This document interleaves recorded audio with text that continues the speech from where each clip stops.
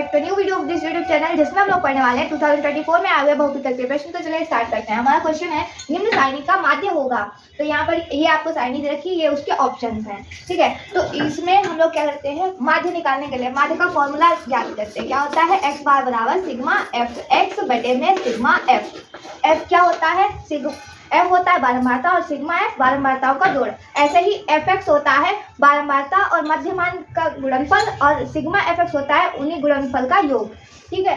तो हम जब इसको इससे भाग दे देते हैं तो हमें एक्स बार यानी कि माध्य मिल जाता है। कैसे ज्ञात करते हैं, देखिए यहाँ पर हमें बारंबारता और वर्गमूल दे रखे हैं। यहाँ से 3 और 5 के बीच में क्या आता है, 4 आता है, इसलिए इसका मध्यमान या फिर एक्स से लिखते हैं, जिसको वो कितना हो जाएगा, 4 हो जाएगा। ऐसे ही 5 और 7 के बीच में क्या आएगा, 6 आएगा, ठीक। इसी तरीके से 7 और 9 के बीच में कितना आएगा, 8 आएगा।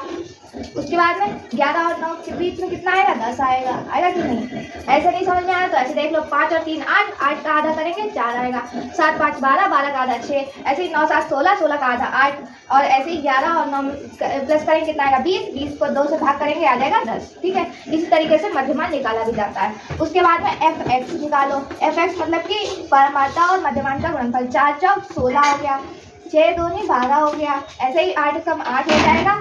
इसे 10 या 30 लिखेंगे, सबको जोड़ लेंगे। अब तो सिग्मा एफ एक्स लिखते हैं इसको, ये कितना आ जाएगा, 10 8 और 2 10 हो गया, 10 और 6 16 का 6, यहाँ से लगेगा 1, ये 3 हो गए, 1 2 3 और ये 3 पूरा 1, तो 3 3 कितना हुआ, 6, 66 हो गया। अब देखो यहाँ पे जोड़े कितना आएगा, 4 और 2 6 होता है, 6 और 3 9 और 1 10, यानी कि सिग्मा एफ बराबर कितना आ गया, 10 आ गया। तो हम लोग यहाँ पर इनकी वैल्यू रखेंगे, ये है 66 और बटे में सिग्मा एफ का मान 10 है, 10 से इसे भाग करेंगे तो 6.6 आ जाएगा, ठीक है। अगर ऐसा नहीं समझ में आया तो देखो यहाँ पे 1 0 है तो 1 से पहले पॉइंट आ गया, तो ये आपकी क्या हो जाएगी, यहाँ पे माध्य का मान हो जाएगा। इसे आप टिक कर दोगे। इसके बाद में क्वेश्चन है, एक पासे को एक बार फेंका जाता है तो एक अभाज्य संख्या के आने की प्रायिकता होगी। तो कितनी अभाज्य संख्याएं होती हैं, अभाज्य संख्याएं होती हैं आपकी 2। कौन कौन सी, एक पासे पर 3 और 5 अभाज्य संख्याएं होती हैं, ठीक।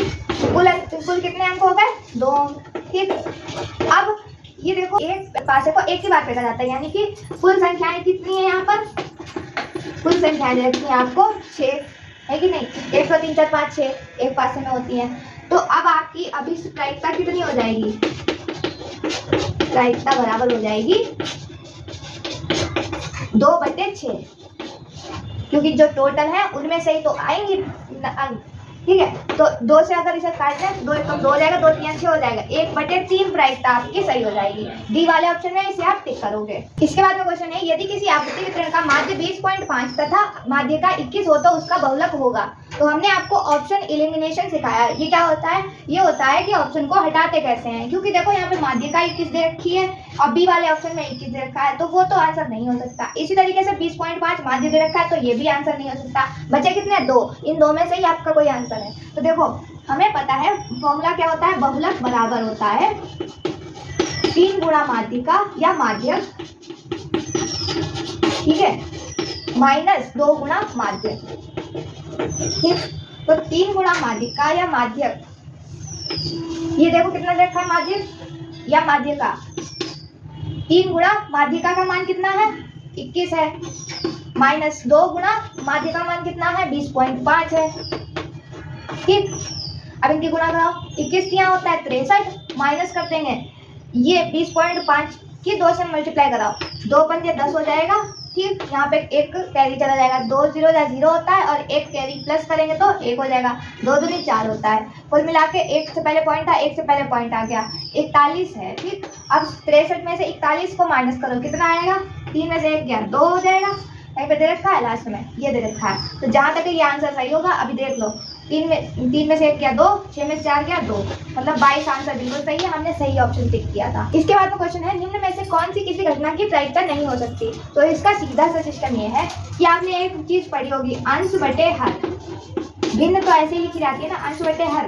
तो देखो यहाँ पर ये वाला मान कितना होना चाहिए, छोटा होना चाहिए, और ये वाला मान कितना होना चाहिए, बड़ा होना चाहिए, ठीक। और अगर ऐसा है तो वो प्रायिकता हो सकती है, और अगर ऐसा नहीं है तो भी एक भिन्न जो दे रखी है आपको वो प्रायिकता नहीं हो सकती है। तो देखो 2/3 अंश छोटा है हर बड़ा है, ये प्रायिकता हो सकती है। यहाँ पर 1 है, बटे में 1 रखा जा सकता है, बराबर होंगी तब भी प्रायिकता हो जाएगी, ठीक है। तो और यहाँ पर कितना दे रखा है, 3/5 दे रखा है, यानी कि ये अंश कितना छोटा है हर बड़ा है, तो ये भी प्रायिकता हो सकती है। कुल मिला के 4/3 में अंश बड़ा है हर छोटा है, इसका मतलब है कि ये प्रायिकता कभी नहीं हो सकती है। तो इसको ही आप टिक करोगे, इनको टिक नहीं करना है, ठीक है। तो उम्मीद करते हैं क्वेश्चन समझ में आ रहे होंगे। अगर वीडियो समझ में आया तो लाइक कीजिएगा, चैनल को सब्सक्राइब कीजिएगा। फिर मिलते हैं एक और नए वीडियो के साथ, तब तक के लिए थैंक यू सो मच।